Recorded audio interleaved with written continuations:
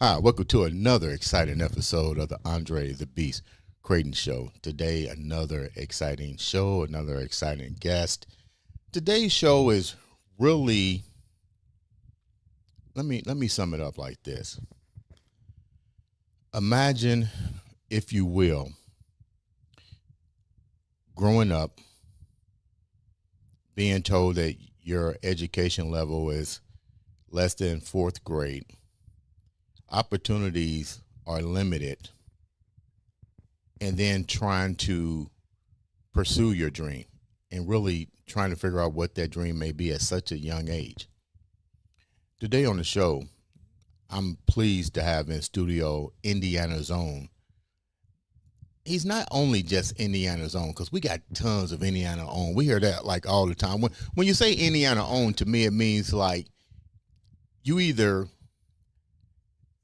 did something to make an impact to the city, or you did something to make an impact on the world or yourself. You just did something that truly was what I might say against all odds.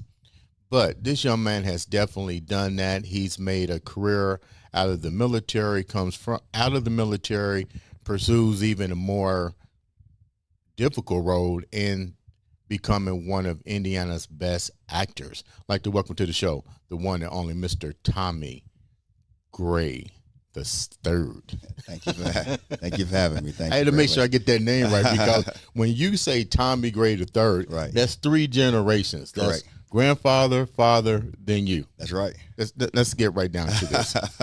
I like that generation stuff. Tell me a little bit about your grandfather.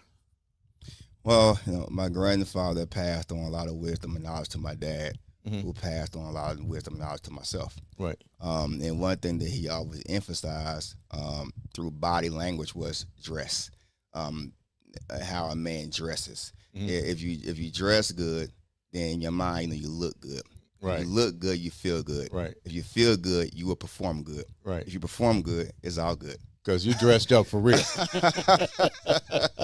So now your father. Tell me about your father, because this is three. You're the third generation. So tell me Right. about your father. So, I believe that people say you can learn a lot from your parents, from your father. I believe that when growing up and you observe your father, things are caught before they are taught.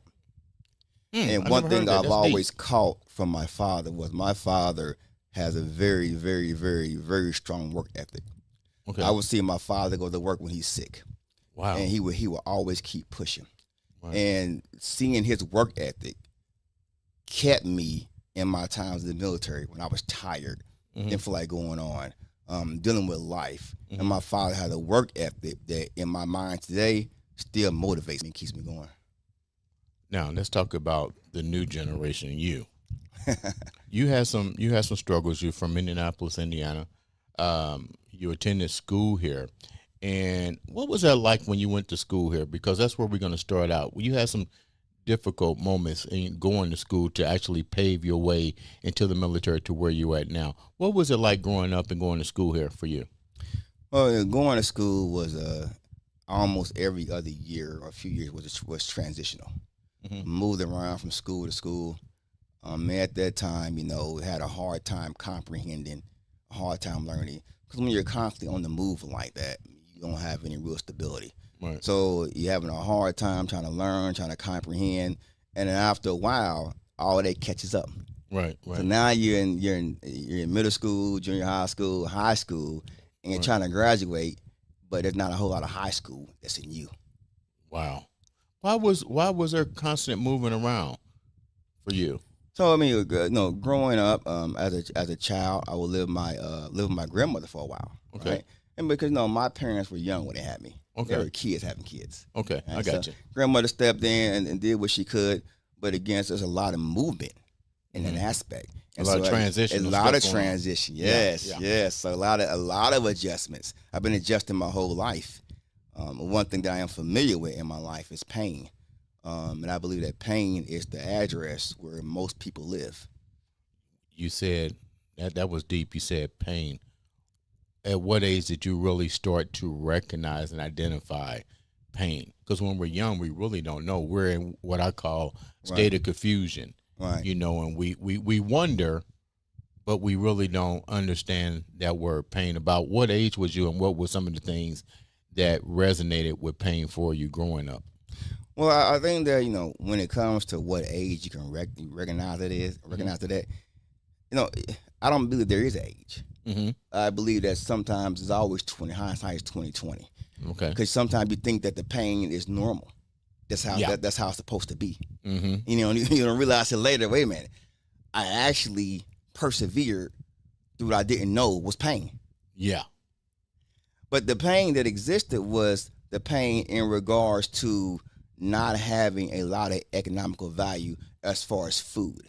A lot of my struggles was I was always hungry. Really? I was always hungry. Living here in Indiana, we understand how cold it gets in the wintertime. Oh yeah, nothing like a pot of chili if you can get the ingredients. Or you have no heat in the house, so yeah. you get into the bed and the bed is so cold you think it's wet. Wow. Those pains went on for a long time. I would make sure I eat lunch at school, because if I did not eat lunch at school, I might not eat when I get home. Wow. So it was a constant struggle and pain. 7 years old, sitting down at the table, eating baby food for breakfast because there's no food in the house. If I'm eating baby food for breakfast, then what is everybody else eating? There's nothing there in the house. How old were you when all this was taking place? Oh, Roughly. Memory probably about 6, 7. I don't know. Now that you look back, why was there a struggle with no food in the house? I mean, I know your parents were both young. You was with your grandmother. Right. I mean, were there any means of income at all? Social services, food stamps? I mean, like. Well, I mean, no, as a child, you really don't know if there are any extra resources coming in or not. Right. Looking from a child's point of view, all you know is grandmother and grandfather, and sometimes you see everybody, sometimes you don't, and so the only thing you know is what is there at the time. Man, where was your mom and what was your mom and dad going through? They had you at a young age. Right. You was with your grandmother. Most grandmothers, believe it or not, happen to be the saviors for Right. Absolutely. Yeah, I know. My grandmother raised me, man. So sometimes, solid, man. Yeah, sometimes you got to give shouts out to those right. grandparents, because they see a lot more than what you think. That's right. But your parents had you at a very young age. Right. What were they? How was their transition to becoming better parents? Because you modeled your life values from your father later on. So what adjustments were they making that you remember that made them better parents, even though they had you at a young age, to get you to where you are today? Well, whatever adjustments they had to make on their end, I probably wasn't really cognitive of. But what I was cognitive of was their presence. Okay. Now, I never had to ever guess, well, who is my mother? Do I have one? I never was the kid that was sitting on the front step waiting for my dad to come, and he never showed up. Wow. So even though you didn't have food, they were there. That's right. And I would go with them on weekends, things Okay. like that, so they kind of compensated. But the adjustments I would say they made was presence. And when people are hurting, there's a lot of hurting people today, people need presence. And they made sure the adjustments they gave me were their presence. They were there. Wow. Now, when you wind up going to school, high school, you're maturing and you're going to high school, and you did share something. When you're in transition so many times, the teachers don't realize the transitions, but you feel the effects Right. of the transition. Mm-hmm. How did they present opportunities to you when it was time for you to graduate? Because the reason I'm saying that is because you did say that you were young and they had you classified as with a fourth grade mentality, and I'm pretty sure you didn't have nowhere near a fourth grade mentality. So how did you wind up changing the narrative? And then first questions to that is, how did that make you feel when it came at you, your counselors or whoever, and was like, let's be real, they probably didn't give you many options because they probably used that as a handicap at one point. Well, I would say the concept that kept me going was, I always had people in my life that were there, that would motivate me, encourage me, feed me, support me. Biological mother, stepmother, my father, grandmother, uncles, people that were there that were behind the scenes. And as far as how that made me feel, when things like that happen, one or two things happen. You either fold under pressure and give into their lie, or it lights a fire in you. Mm-hmm. It lit a fire in me, but there was no gasoline. Damn, that was deep. Yeah. Went to the bottom of the ocean on that one. Yeah. There was no gasoline. Yeah, no gasoline. I like that. And no gasoline. And what I mean by that is that there were no resources to help me better myself, my reading comprehension, or my mathematical skills. Mm-hmm. None of that was in place. So there was nothing there to really help me get to where I needed to be. And because nothing was there, I became angry. I became irritated. I became very cynical of my own self. Mm-hmm. I second guessed everything, even my own self. And it became that circle until I got in the military later on and was able to break through. What made you decide to choose the military? Because clearly when you have that kind of fire and evidently you start filling the gasoline tank up, why did you wind up choosing them? Before you choose the military, let's rephrase it. Before you even thought about military and starting to put the right kind of fuel in your gas tank, what were some of the career options that you was looking at, and why did you not choose those?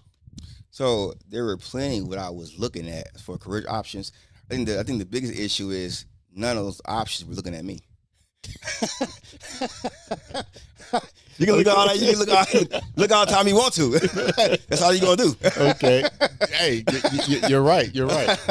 So my options were very limited. Remember, we're talking about a high school kid who had already flunked the 7th grade. I'm going on, 19 years old, can barely read. I have to go to summer school and night school at the same time my junior year just to graduate my senior year. Congratulations, you did it though. Yes. And so the only options that I had were the military. Okay. So I had to use what I could, and even that was a miracle to get into. Yeah, because you got to take the test, and I couldn't pass it. How many times did you take it? I took the test one time, but it was so bad they said you can't retake it. Really? And when I asked my recruiter, I said, "What was my score?" He said, "You don't want to know. You don't want to know." So did you put more gasoline in the tank to say I'm at least get in? So I did. I got in, and once I got in, remember I'm halfway illiterate now. Okay. You get it into the military or anywhere else. When you're halfway illiterate, there are battles that people don't understand you face. You can't comprehend. You can't hold a dialogue. You can't debate. You can't defend yourself. Your vocabulary is very small. So you have to take a whole lot of verbal abuse that you don't want to take, but you don't have the vocabulary to defend yourself. Wow. When people tell you you're a mistake, you should not be here. You will never amount to be anything. And when you have superiors telling you that, and you have no vocabulary to defend yourself, and you're in the Marines. I'm in the Marines, which is my brother was in the Marines. Yeah, very physical branch. I'm gonna tell you. I'm gonna tell you what happened. My brother, he went to Arlington, and I raised him, and he went to the Marines. And they give you guys that one phone call. Yes. And he called me, and he was like, "I want to come home." I said, "Dude, you can't come home." No, you can't come home. But you know what he said? It was the best thing that ever happened to him. He was in Desert Storm. He came out as sergeant at 22 years old, and my other brother Rashid went to the military. Went in law enforcement, and he's now detective in Atlanta. But back to you, I know from the the stories I hear from my brother, that had to be a difficult challenge for you, knowing that you went in with a borderline. I call it borderline handicap because you can get over it with hard work. What were some of the things that really got to you? Because I know you wasn't going to quit.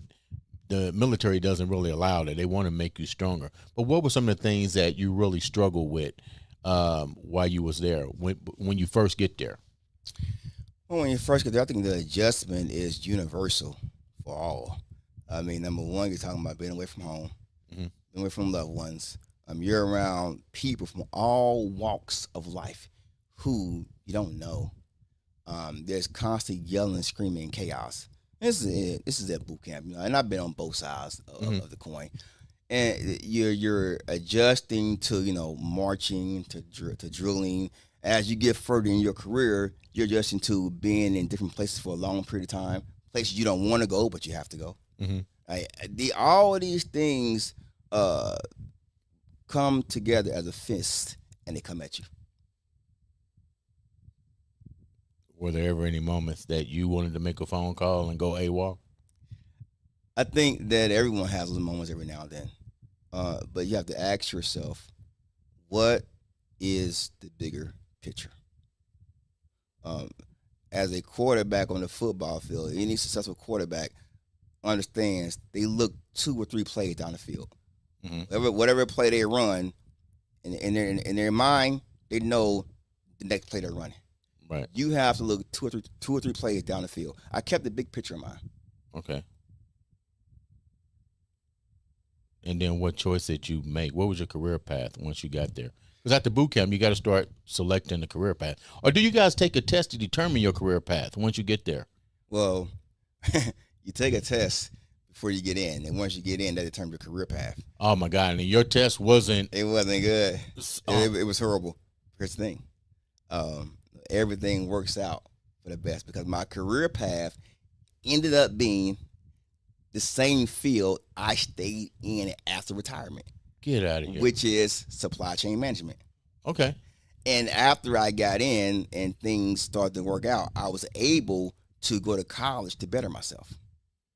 And once I finally got to go to college, I had so much anger in me build up from people telling me I couldn't do it. Right. I was a mistake. And I just wanted to prove everybody wrong.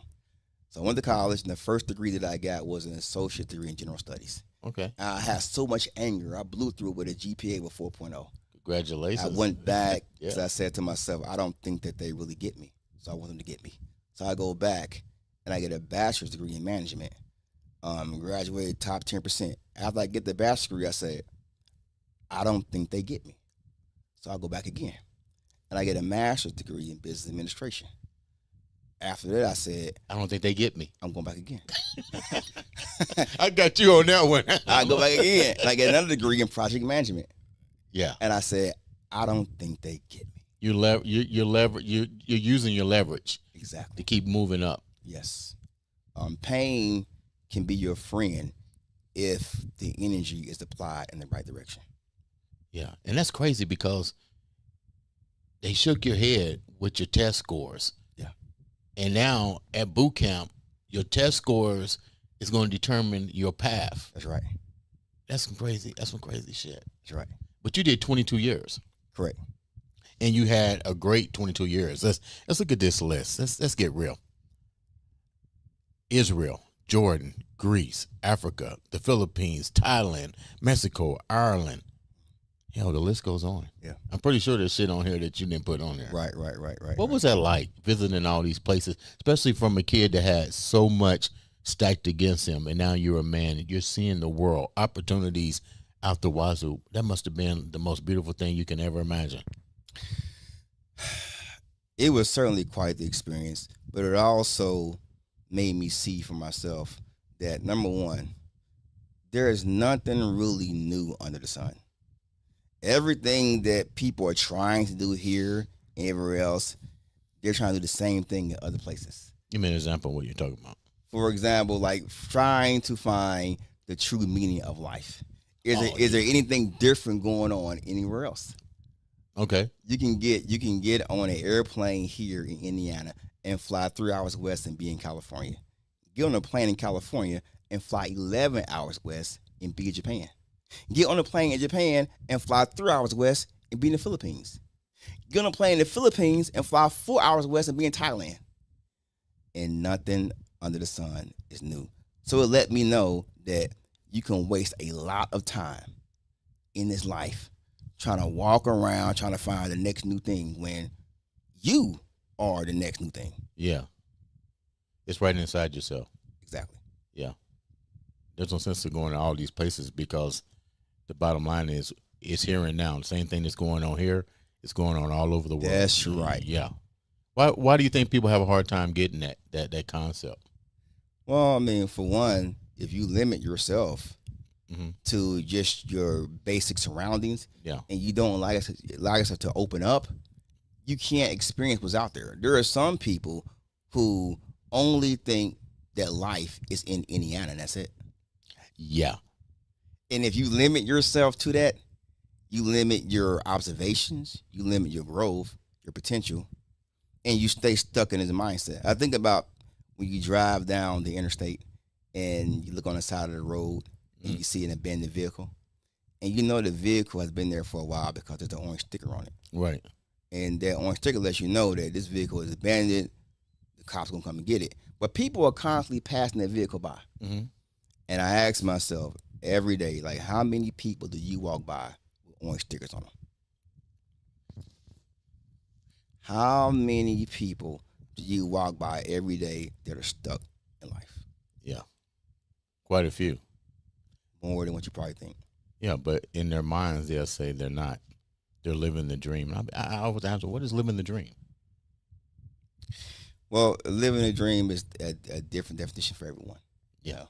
And so, the main goal as I stay on this earth is to help people who are stuck get unstuck. You sound like Buddha over here. I didn't know we was going to go that deep. But I like it. I like it. Yeah. So you come back. Congratulations, more importantly, for serving our country in whatever capacity that may be. You allow us to stay safe in this beautiful country that we live in, and my thanks to you. You come back and now you want to pursue acting. Right. How in the heck did that come up in your life circle? Well, I always wanted to act and model. The challenge is when you're in the military, you don't have a lot of time to do that. I mean, you're kind of all over the world, man. So when I retired, it allowed me to have the opportunity to do things I wanted to do. And I knew people that knew people, whatever. And so they kind of got me into some auditions. And then the first time I auditioned, the director said, man, I like it. Really? I like it. And so ever since then, doors start opening. And it's like anything else in life you're going to be good in. You got to put the work in. Right. So as doors start opening, I got me an acting coach. Best acting coach on this side of the planet, man. And we would sit down, and me and Tajudeen, he would teach me. I mean, this acting coach is serious. I mean, he's been through all kind of colleges and everything. And every successful play I've done, every film I've done, I tell people it's because you have to get a coach. You got basketball coaches, football coaches, life coaches. You need to coach your acting. How do you know how to pick a good acting coach and a good agent and so forth? What should their resume really consist of? Well, you won't know how to really pick a good agent in the beginning. It all starts, it's foundational. The first thing you do is picking an acting coach. And, acting coach, like anything else, credentials, background, work they've done.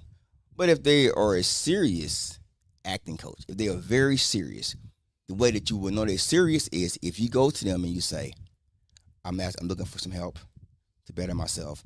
And if they come to you and they say, okay, I'm going to schedule a class. And you go to the class, and once you go there, nobody's there, right? Except for you. And that coach still pours into you as if the classroom is full, but it's just you. They don't shortchange the class. They give you their all. And when they do that, that's when you know, okay, this person is serious. Mm. Yeah. when you had your first encounter with getting a coach, what was the most you was already told you was good, but now you got an acting coach. What was what were you weak at as what he might have told you? You're good, you're getting the parts, but he's a coach. He sees the flaws. What was the things that he saw in you that needed to be gravitated? Oh man, I got a whole lot. The list, man. Well, for one, when you're on stage or on camera, and the audience is out there, your job as an actor is, I gotta make sure I tell the story. And that's what he would tell me. Your job as an actor is to tell the story. And how you tell the story is it's the small things. It's the small nuances. Right. It's certain facial expressions that you would make during certain scenes. It's certain eye contact or sight lines. All these small things you're not doing, he would say. Right. You got to make sure that you do. And you can't overly commit to some things because it'll kill the scene. Right. So he would go through all these things, man. Believability, commitment, proper eye contact, nuances, facial expressions, picking your spots. And we would just run that gauntlet over and over and over and over again, man. And then when did you get a chance to put the icing on the cake? What was the first show that you had the opportunity to showcase all the stuff that you was taught? Well, I had already been acting just a little bit before I had got the coach, right? Mm-hmm. So I would say that the first show that I ever done was a show that was called Being Black. And we ended up doing that show 3 years in a row, 5, 6, 7, 8 shows. Really? Each time, yeah. Traveled to Gary to do it. And that was when I first had the ability to showcase it. And I know it worked because in that play, I was the villain. I was the bad guy, right? And my scene partner was my girlfriend in the scene, right? Right. And so her son was there watching the show. So she comes to me later on. She said, my son came to me and told me, Mom, that guy that was your partner, that guy in the scene, I wanted to beat him up so bad. And I told her, I said, good. That means I done my job. And that's how I knew everything he taught me, all the work I put in, that's when I said, this is working. Oh, this is working. Another notch on the belt. Yeah, it's working. So what are some of the films and short films and some of the plays that do you like doing, plays or films? And then the other part of this question is which ones which one means the most to you? You like what film that you do that have you done, and what short play and what plays have you done that are really memorable for you? That's as far as what's better, film or theater. Mm-hmm. I ran across something that Denzel Washington said, and actually what he said really caught me by surprise. Mm-hmm. Well, I know you get ready to catch me by surprise because I like Denzel, so let's hear this. And Denzel said, never, as an actor, never get away from the stage. Yeah. Never get away from theater. So, in my mind, I'm thinking, you want to stay in front of the camera, maybe less stage. No. He said, because the stage is where you actually learn how to act. Wow, that's deep. Exactly. And so I probably would gravitate more towards theater as far as which one I like the best. Right. But each has its pros and cons. Right. What's the pros and cons? Well, for theater, if you're on stage and it's live and you mess up or your scene partner mess up, you better figure it out. Because there is no cut on a live play. Yeah. So wait a minute, cut. That's right. That's right. So if somebody forgets their line or you forget theirs, then the only people who should know they messed up is you. Right. Better fix it. With film, if you're filming, you mess up, cut. Yeah, just do it again. Edit it out. Edit it out. Yeah. So it's pros and cons. There's pros and cons with rehearsals or taxing with theater, because on the week of the play, you have rehearsal every day. Yeah. Film, you only come when it's your time to film. Yeah. When your time to, yeah. So both has its ups and its downs as far as pros and cons, but both are very, very, very valuable. Now, which one of the most memorable plays or films have you done, and why? I think the most memorable play I've done was one that was recent, early this year, and it was called "Taken for Granted." And the reason why is because, first of all, the role that I had to play challenged me. I had to play a drug addict, a dope fiend, a crackhead, and playing those kind of roles are challenging because they're a crackhead, a dope fiend. Their emotions are a roller coaster. They're not steady at all. So I have to learn how to make that happen, to bring it to life and to make it believable to the audience. Mm. You're creating a whole new person that is like almost different personalities. But also because the story is a story we see today in many places. Marriages that are kind of falling apart due to outside resources, too much alcohol, too much drug addiction. We also see things in families that sometimes get that happen, but never get dealt with, swept under the rug, molestation, things like this. All those things were addressed in that play. Not only addressed, but confronted to where actual healing happened. Yeah, and that's something you don't really see even in movies. You that's why they keep coming out with part 1, part 2. Exactly. Yeah, but when you're doing a theater, it's a whole different. I like to see things like that where you draw me into it, but I also want to know how you're gonna fix it at the end. Exactly. And the writers, Dewan Boy, Jackie Boy, when they directed that, and the writer LaCoy, when they put all this together, I was amazed at the outcome. Really? And then the audience was even more amazed. How do you get picked? How do scripts come to you? How do you get offered the scripts? Because you're kind of new at this in this industry. So how do you get the scripts? So first there's always auditions. Okay. You can audition, but if you do your job as an actor, so I started acting in 2019. Okay. And been going on ever since. But if you do your job, if you put in the work, then what happens is you start doing plays and films, and other directors will notice you, and they'll say, that guy, that girl, they're pretty sharp. So then people will start searching you out. And then before you know it, you have 4 or 5 plays or films that people are seeking you out for. Yeah. And I've learned that it's okay to say no. Yeah. So the scripts come by auditioning and you get the role, but they also come when people notice you and they say, hey, I want him, I want her. And you know what? That happened to a previous guest that we had on the show, and he said, Andre, I just kept going to auditions.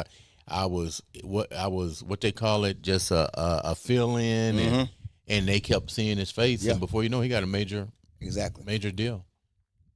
He's like, hey, I got a major deal. Happened twice. Two people that's been on the show. Yeah. Now let's change it to something a little bit more, even more impactful in your life. You share with me, and I appreciate you sharing this. The struggle, not even the struggle, the heartfelt emotions of your wife and your friend. That had to be the most pain-ridden moment in your life to have that happen to you. What happened, and how did you overcome it? And more importantly, like you just talked about the play, how did you forgive? Well, I mean, you have to look at, there is always a silver lining in everything. You may not be able to see that at the time.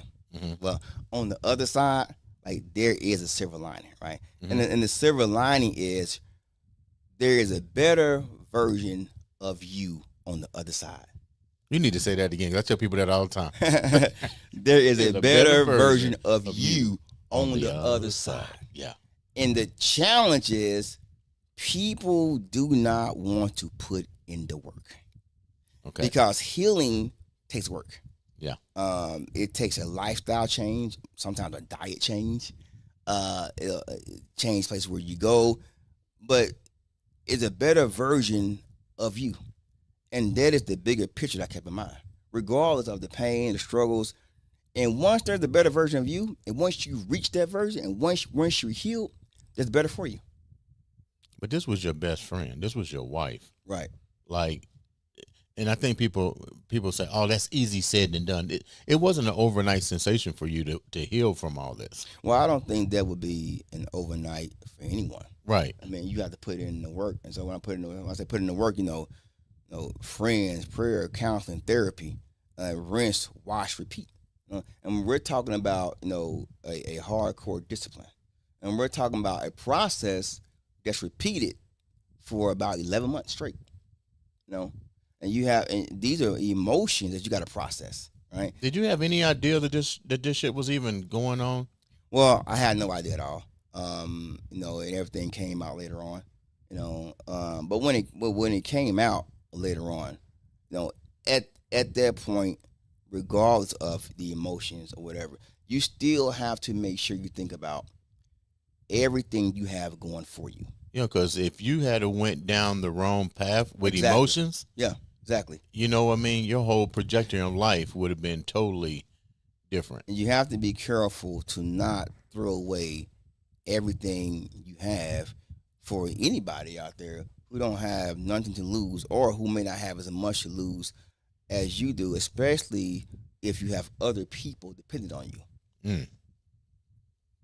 And I think people don't think about that because we do have a tendency to get caught up in emotions. Yeah. Versus understanding emotions can also put you in a bad place. Right. Yeah. So you managed to get over that, what you call it, wash and rinse and rinse, wash, repeat. And that is you're starting to sound like the Dalai Lama now. But that's what a lot of things are in life, whether it's good or bad, right? Yeah. If you were learning, you're going through something or you're learning something new. I mean, it's a repetitive process. Right. You know what? It's so funny that you said it because I tell people, because people can look at you and be like, man, don't like you have any problems. Shit, I have problems every day. But you know what? When they happen, I sit down for a minute, I catch my thoughts, and I ask myself either one or two things. What's the lesson here? How do I understand the lesson? And how do I keep moving forward? Right, exactly. That's my philosophy. I keep it. I don't add a whole bunch of chapters. That's kind of like you said, rinse, wash, and go. That's right. That's what I do. Because if I can't fix it, then why do I need to worry about it? Exactly. Wow. Before we wrap up, you came back to Indianapolis. Welcome back. Thank you. You came back here for a purpose. And I already know what the purpose is. I don't know if it's a preacher or minister. But before we even do that, before we wrap up, you're doing something even more amazing. You wrote a book. Mm-hmm. Tell me about the book. So the book is called Deep Waters Life's 31-Day Devotional. Where's my book at? You see all these books in here from That's right. You about to say it's in the mail. Yeah. But, writing a book was my way of trying to help people get unstuck. Mm-hmm. As the method I use. There are people in this life that are stuck. There are winners, there are losers, and there are some people who just don't know how to win. Mm. And my goal is to help people get unstuck, to help people know how to win, and to remember I said pain is the address where most people live. To change your address from pain to joy. And you know what? That's hard for people to do because I talk to people all the time. And you know what they say? I'm glad you got that book. They need to read it. You guys need to read the book. They don't know how. And more importantly, their fear factors keep them locked. That's right. In a fear-based factor because I was talking to a friend of mine yesterday and I was just listening to her talk. Because sometimes you got to be a good listener. I can't fix your problems. Right. But I listen. And I kept hearing the one thing that did make me comment. They start out with a positive. I know I need to do this, but Then they'll go somewhere else. Oh, I need to do this. I got this, but, and I had to interject, and I go, you know what? You're not listening to yourself. You're talking. Yeah. You have the plan when you're speaking what you need to do, but then you throw yourself a dart in the face by saying, but. I said, you ever notice when I'm talking, I very seldom, if ever, use the word but in my vocabulary, because but sends up a question mark in your thought process. Yeah. How can people get that book? That's what they need to do. How can they get that book? They can get the book anywhere books are sold. Amazon, Books A Million, Walmart, Barnes and Nobles. It's called Deep Waters Life's 31-Day Devotional, and you can get it anywhere books are sold. Why do you think you truly are a success? You truly have words of wisdom, but with all that knowledge and all that you've seen around the world, why do you think people still have a hard time getting stuck outside of the fear base? What are some of the other crippling factors? When you think about fear, you ask yourself the question, what is fear? False evidence appearing real. Okay, you're blowing my mind away. Oh my goodness! Okay, say that again. Say that again. Exactly. Fear. People have this fear, and when you ask yourself, what is fear? Right? Yeah. Even though it's a word, you can use it as an acronym. Fear. False evidence appearing real. Ooh, I'm gonna start using that. You don't mind me using that when I talk to people? It's all good, man. That is deep. But give me an example of that. Give me an example. Get the audience an example of what you just said. Well, I mean, it can be anything as far as an entrepreneur who wants to start a business. Anybody who has entered into entrepreneurship knows that is a leap. And oftentimes in that arena, when you leap, the first time you do fall. Yeah. You may fall several times. But it only takes one time to not fall and to make it. And you can actually have a fear of falling X amount of times, trying to figure out how many times will I fall before I make it, when that thinking is backwards. It's not how many times I fall before I make it, it's how soon can I make it before I fall. Changing the narrative. Exactly. I'm going to start calling you the Dalai Lama. Oh, man. I'm going to start calling you the Dalai Lama for real. You know, it would be nice if people could register that mindset. What a difference the world would be. You know, if everybody would pick up that concept and embrace it and utilize it in their own life, what a difference. But I don't know how to get people to do it other than to read the book. Pick up the book. Well, the book will definitely help you, give you some pointers, some insights, and some concepts. At the end of the day, you have to decide, this is what I want for my life. I can't want what's better for you more than you want what's better for you. I can't want it more than you. Yeah. And then something else that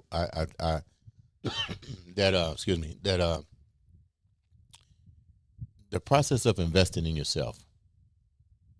We don't see that. We see people that want you to do the walking for them, but they don't want to put stake in the game. What's your take on that, Dalai Lama? You know, investing in yourself somehow always includes the help and resources of other people. Okay. You can invest in yourself, but sometimes you don't know how to invest in yourself. Even if you was to go to school, there's a teacher that's investing in you because they're teaching you. So investing in yourself, if you're going to allow someone to really mentor you, right? No biases. Yeah. Then understand the concept that if you want to go fast, go by yourself. Right. If you want to go far, take somebody with you. Yeah. Yeah. And then what's your thought of being able to listen and being able to be humble during this process? So being able to listen is being able to not just hear the sounds a person is making. Right? I say this because uh, my new relationship that I'm in right now with a phenomenal woman, we'll be talking and she'll be saying something, and it just depends on what it is. It could be anything, but whatever she's saying, I'm not really listening to what the words she's just saying. Right. What I'm really listening to is what is behind it. Right. Like what's deeper than that. Right. Even if she's saying something I don't like, well, if I can pick something out, that means I can go deeper and find out what she's really saying. People have to ask themselves, what is this person really saying? And you can't figure that out if you only respond to words that you don't like. Boom. Boom. You can say that again. I mean, it's fine with me. and you're 100% right. I run across that with people. I'm like, learn to process words. Yes. No, let's go back to what you said. Be the quarterback. Yes. Look for 5 plays down the line through the conversation. Exactly. Yeah. Yeah. Okay. Look, you definitely earned the title Dalai Lama today. No, man. No.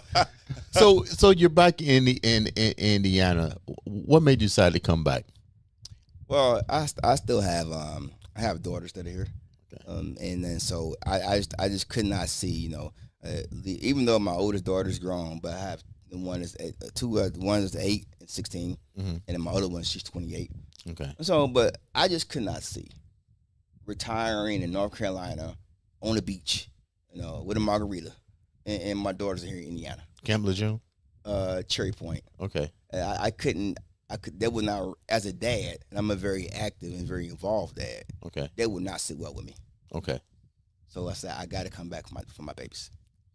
How can the viewers reach out to you and support everything that you're doing? And once again, thank you so much for taking the time to come and for serving our country. I wish you nothing but the best. I know we're going to see you doing some stuff next to Denzel Washington, Tyler Perry, the whole 9 yards. I'm going to say, I know that guy. Yeah. He's the Dalai Lama. How can the viewers reach out to you? Well, you can always reach out to me via my email, grayt241@yahoo.com. Reach out to me on Instagram, Sagittarius for Life. Look me up on Facebook, Tommy Gray, or Tommy Gray Actor, two Facebook pages. And so they can reach out to me like that, and I would definitely respond and get back with them. Leave the viewers, you deserve this honor. Leave the viewers with what keeps you going in that beast mindset. And what do you recommend for them to do to stay the way that you think all the time? Well, what keeps me going in beast mindset is that everything that I do is never about me. I may be doing it for my own goal, personal reason, but I don't live my life for me anymore. I live my life for the people who are dependent upon me. I live my life for my daughters. I live my life for my new lady. I live my life for family members. I live my life for people who I know I can make an impact on. And the way that you do that is you have to ask yourself, what is the most important thing for you in your life? And as you do that, cut out all distractions and focus on getting to the goal. I hope that helps you. Ladies and gentlemen, you heard it first from Mr. Dalai Lama himself, world-renowned actor Tommy Gray III. This has been another exciting episode of the Andre The Beast Crayton Show.